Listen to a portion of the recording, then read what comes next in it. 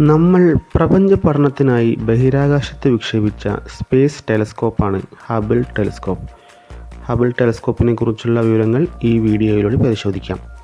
Sun ഫോർമുലയുടെ പുതിയ ഒരു എപ്പിസോഡിലേക്ക് എല്ലാവർക്കും സ്വാഗതം.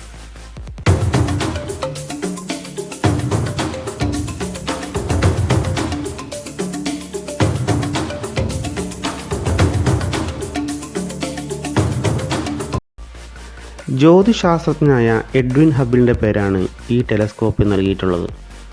1990-ലാണ് NASA Hubble telescope വിക്ഷേപിച്ചത്.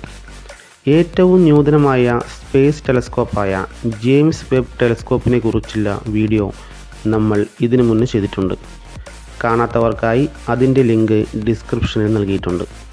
Hubble telescope ബഹിരാകാശത്തായതിനാൽ തന്നെ ഭൂമിയിൽ നിന്നും ലഭിക്കുന്നതിനേക്കാൾ ക്ലിയറായി ദൃശ്യങ്ങൾ പകർത്താൻ ഹബിളിനാകും.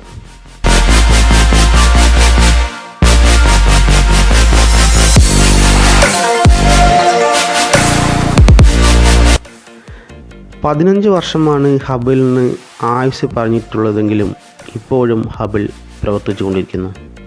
ഹബിളിൽ 2.4 മീറ്റർ വിസ്തീർണമുള്ള മിററാണ് ഘടിപ്പിച്ചിരിക്കുന്നത്.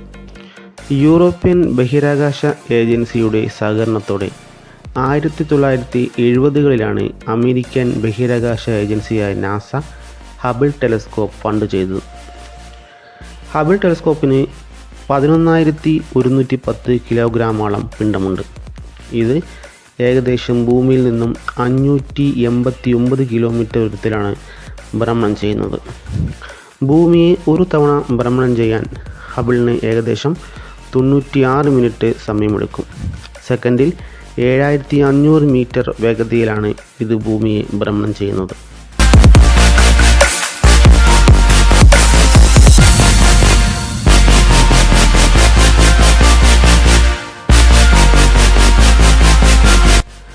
ഹബിളിൽ പ്രധാനമായും 5 ഉപകരണങ്ങളാണുള്ളത്.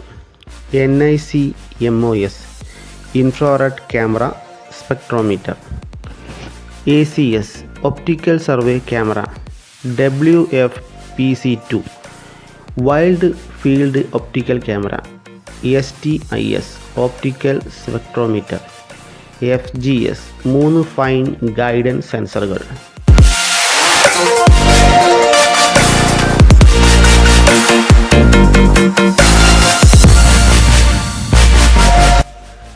പല പ്രാവശ്യം ബഹിരാകാശ സഞ്ചാരികൾ ബഹിരാകാശത്ത് പോയി ഇതിൻ്റെ കേടുപാടുകൾ തീർക്കുകയുണ്ടായി.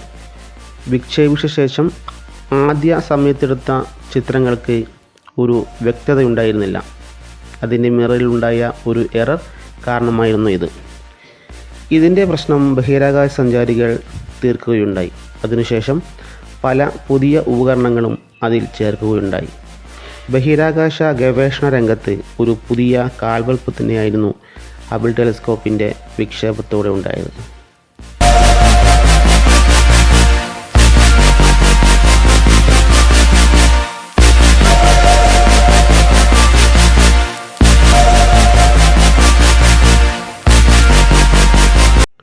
വീഡിയോ ഇഷ്ടപ്പെട്ടാൽ ചാനൽ സബ്സ്ക്രൈബ് ചെയ്യാനും ഷെയർ ചെയ്യാനും ലൈക്ക് ചെയ്യാനും മറക്കരുത്.